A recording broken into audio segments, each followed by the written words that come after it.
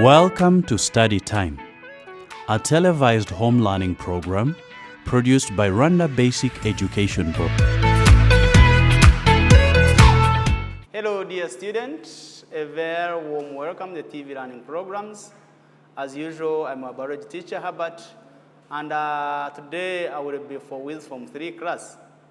We are having a continuation of lesson 2, which is genetic engineering and herbicide resistance. You remember lesson 1, we talked about genetic engineering in vitamin production.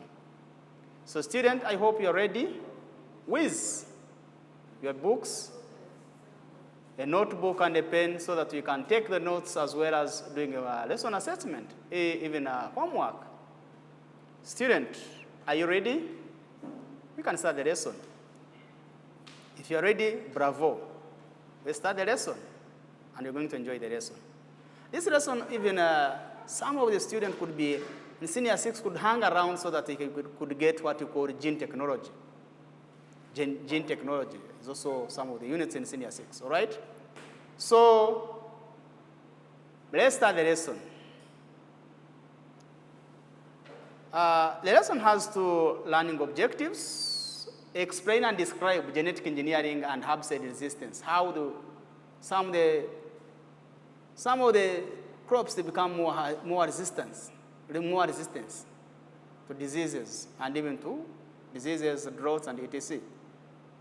Objective number 2 is also to explain and describe genetic engineering in industrial manufacturing of insulin. We're going to see how insulin are manufactured using gene technology, biotechnology. Talked about a branch of science that deals with what you call gene technology. That is modifying the genes, and after modifying the genes, you select it, you isolate it, you insert it to the organism. You remember those organs whose genes has been changed, they are called genetic modified organisms. And once they produce the food, what do you call that food? We say the food produced from genetic modified organism is referred as genetic modified foods. So it is applied in very many branches. It is applied in agriculture for increasing the yield or productivity. Okay? Because we need more productive, we need more crops sustained, they increase the population as well. Okay? So let's start with the herbicide, genetic engineering in herbicide resistance, making some of the crops to become more resistant to, making the plants have ability to endure the effect of herbicides at the rate normal used in agriculture production. So herbicide tolerance is a plant's ability to endure the effects of the herbicides at the rate of normal used in agriculture production. Herbicide resistance is the ability of a plant to be unaffected at any feasible rate of herbicides application. Once you apply the herbicides, they can't be affected at all. Good. Student, if you are following me, excellent. Most crops are resistant to one or more herbicides. Okay? So when you talk about genetic engineering, has provided plant scientists with an additional tools to determine the chemical and genetic modes of actions of many of these herbicides, and also the mechanism that account for plants' natural tolerance or resistance to herbicides. Because once you apply the herbicides, you can find some of the crops, some of the plants are going to be affected. So you make the plants become more resistant to herbicides. Scientists use this knowledge to incorporate the herbicide tolerance into crops species.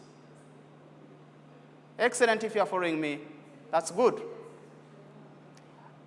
We talk about this, how is it done? This is done by finding a closely related species that has herbicide tolerance.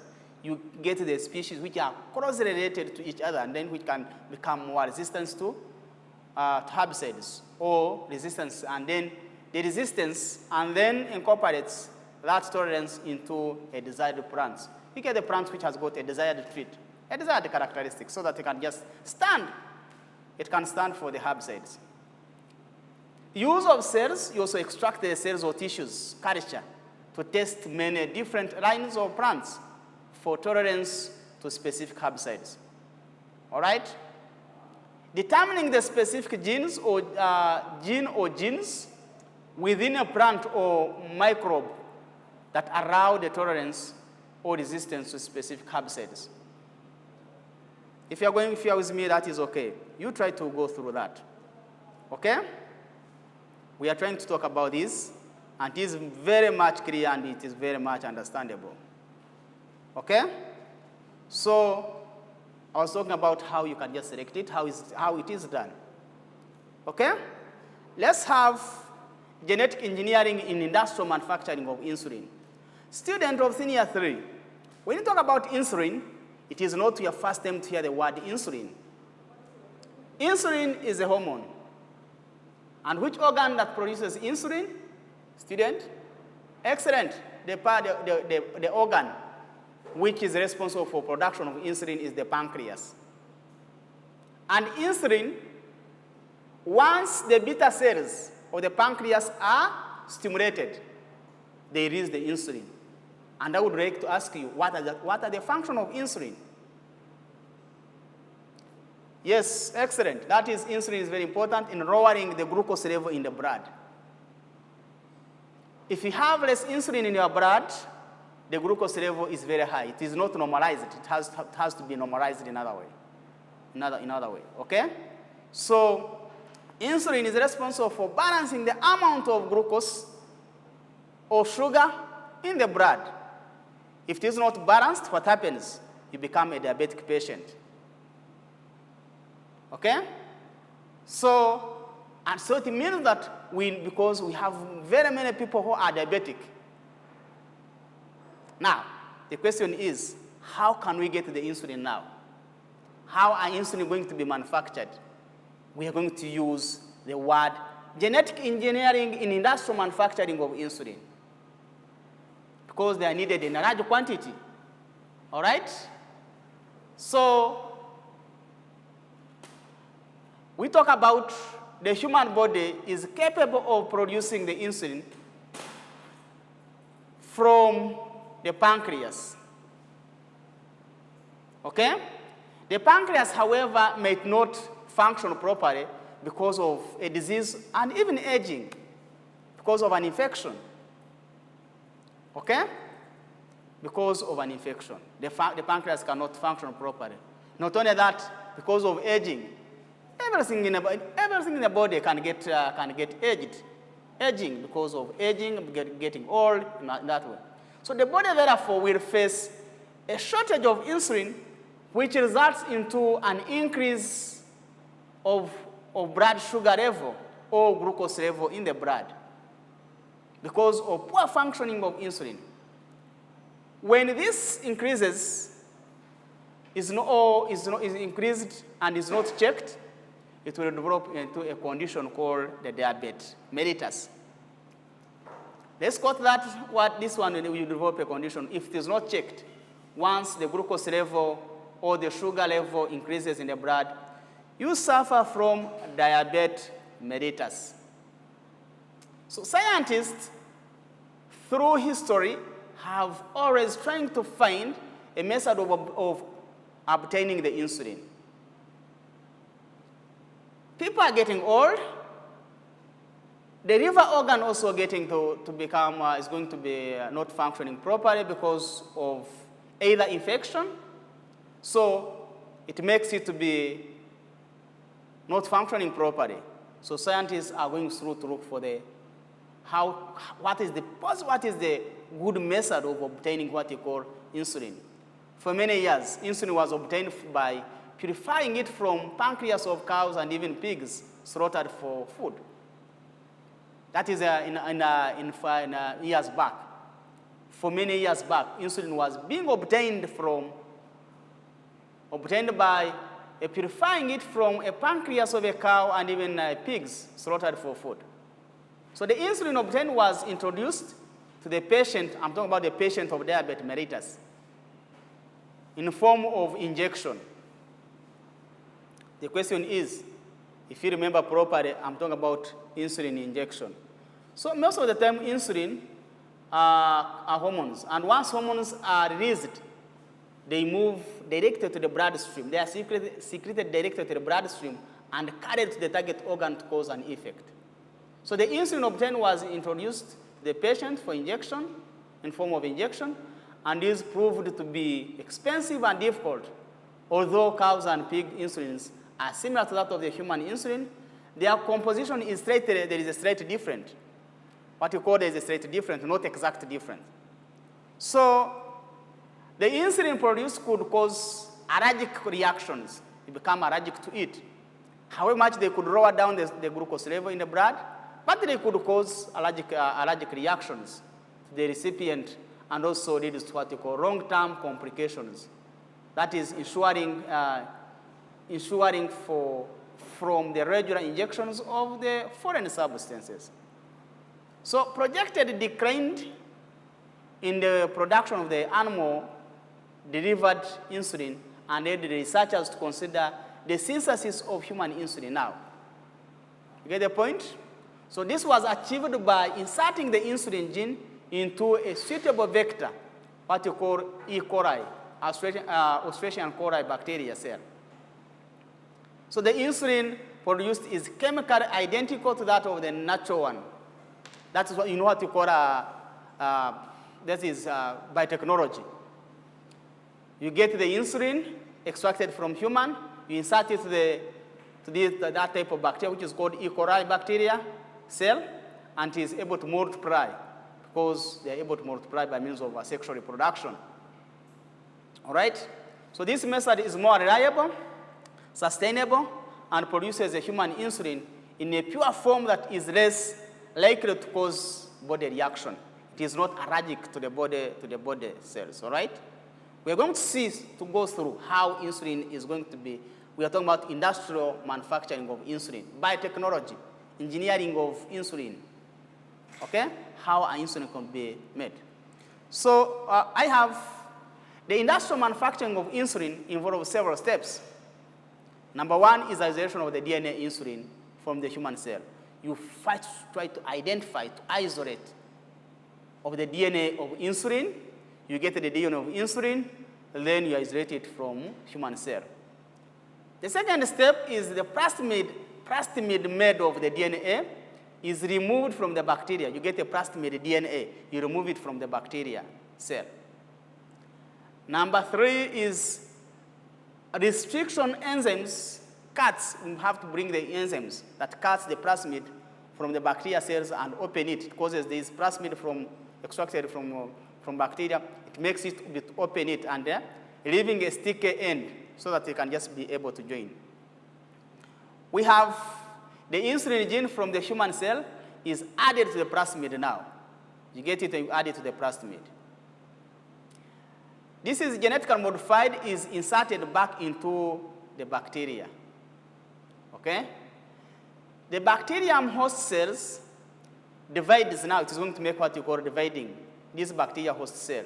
It will divide and produce copies of the plasmid. It will produce more copies of plasmid. And the bacteria manufactures more human insulin using the genes in the plasmid because their genes are able to multiply. So the insulin is now extracted from the bacterial culturing, and also being purified.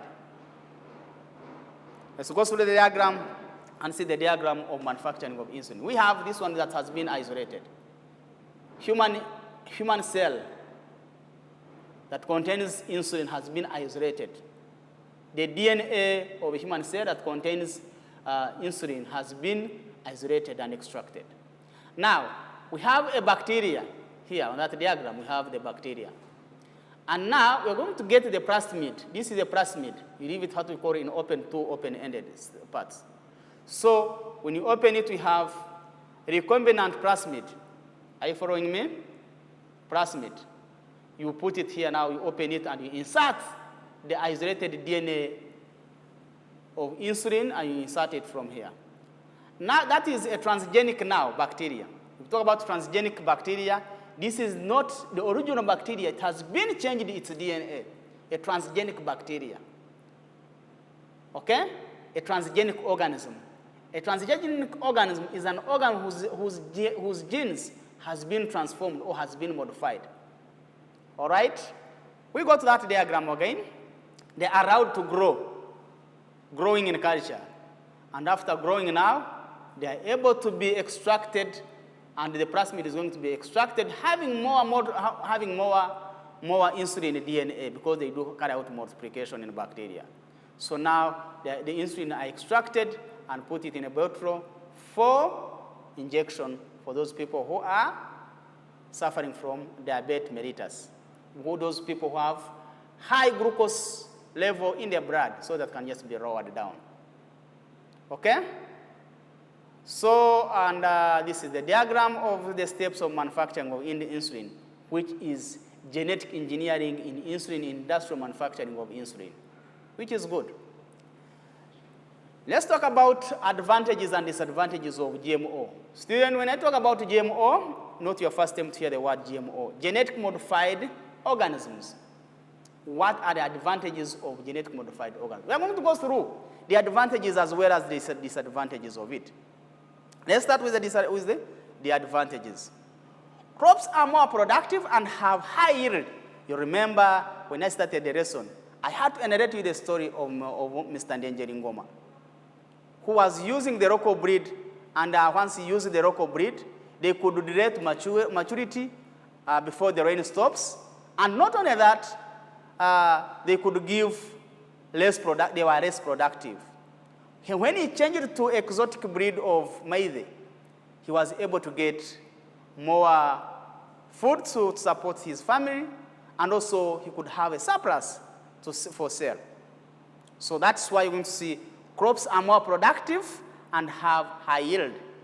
Cows that are exotic, that are genetically modified. Crops, most of the time, these Irish potato from Muhenjeri, they are genetically modified. They have high yield. Due to high yield, food prices would go down. Okay? The food prices could be raised up because they are less. But if you use genetically modified, or if you use plants and you modify them, you select the good breed, you're able to increase the productivity. It offers more nutrition and flavor. We talked about it, something as I mentioned in the previous lesson when I was talking about the story of Ndenjeri Ngoma. We talked about the ugari from Karama was more favorable. They have flavor. Some of the food products have been engineered to become more nutritious in terms of vitamin or mineral content. We talked about, I talked about Gordon rice, where you could insert carotene in Gordon rice.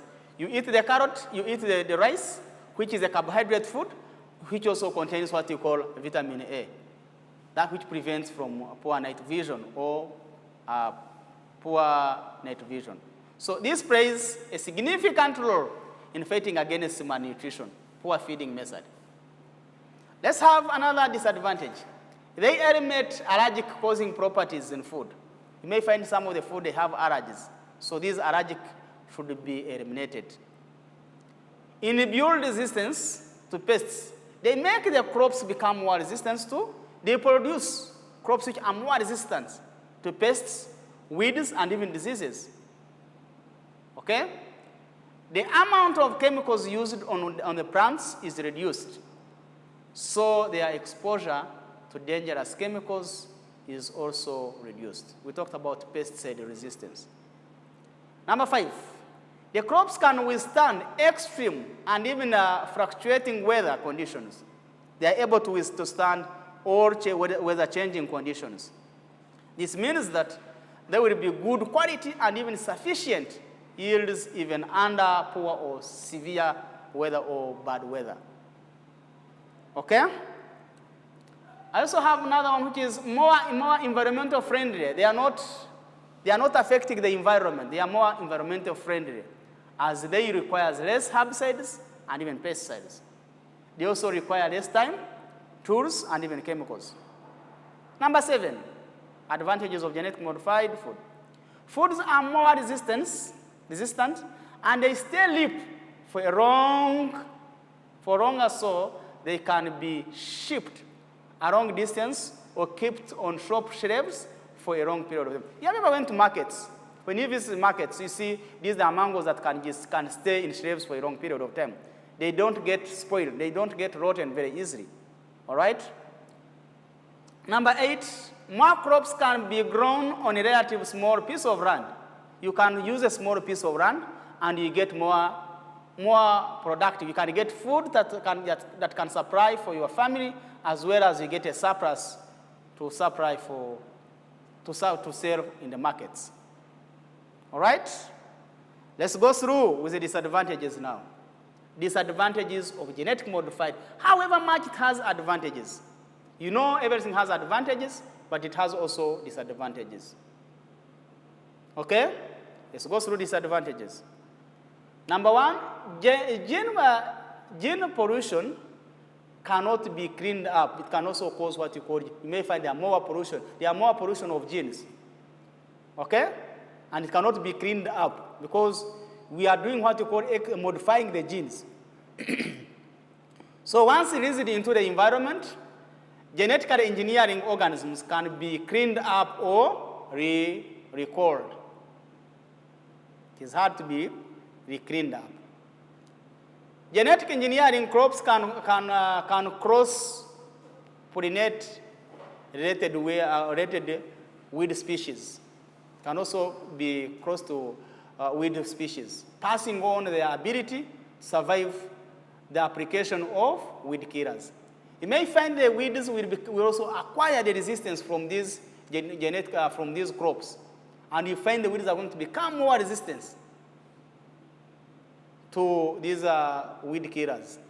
So this leads to evolution of super weed that are very difficult to be controlled, which is very clear, hard to be controlled. We have number 3, which is some of the genetic modified seeds are engineered so that plants cannot reproduce their seeds.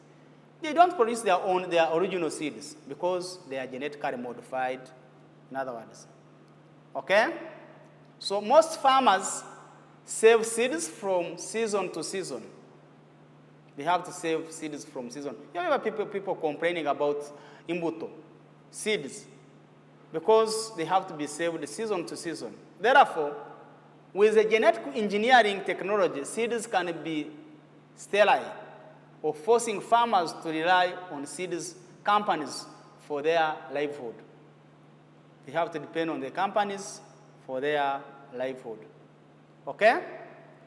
This is expensive, and they may not be able to bear. Okay? Let's have number 4, a disadvantage in number 4. They can pose a significant allergic risks to people. They can become more allergic. They can cause people to become more allergic. Okay? Genetic modification often adds or mixes proteins, because genes are made up of proteins that were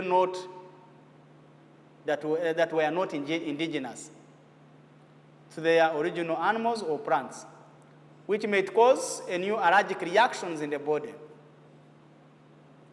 That's good. Some organisms in the ecosystem could be harmed again. That is another disadvantage. Could be harmed. Okay? Some organisms in the ecosystem, when I talk about ecosystem, I think senior 3, you know what is an ecosystem. A unit that is made up of both biotic and abiotic factors, both living things and non-living things. So on the other hand, the ecosystem could be harmed. The organism in the ecosystem could be harmed, which in turn could lead to what you call lowering of level of biodiversity. The lowering of biodiversity, okay? When we remove a certain pest that is harmful to crops, we could also be removing the food source for a certain species.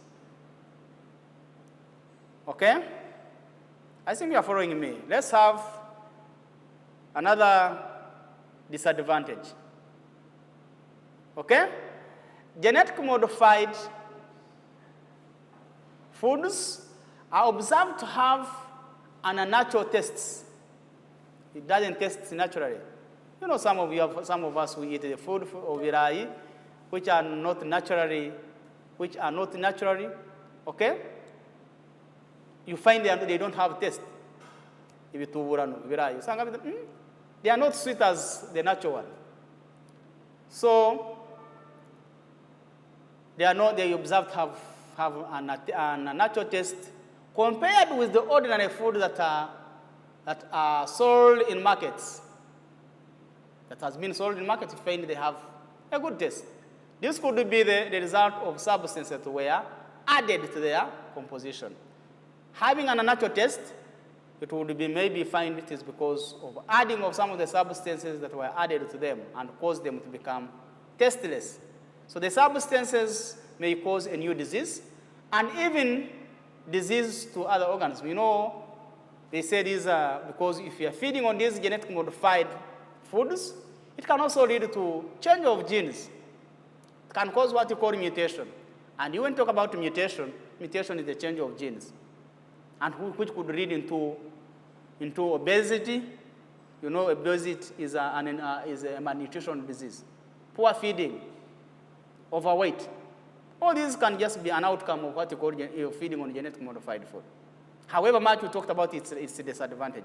We've seen more disadvantage, and also we have seen the disadvantage of genetically modified foods. So students, I'm coming to the end of my lesson of today, which was concerning about genetic engineering and herbicide resistance and even insulin production. We have gone through the advantages of GMO, genetic modified organisms, okay? What are the advantages of genetic modified organisms, okay?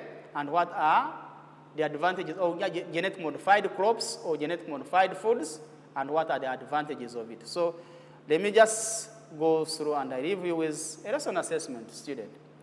I can't leave you without testing your understanding if you have really understood the lesson. Number one, in your own opinion, do you think genetic engineering is good or bad?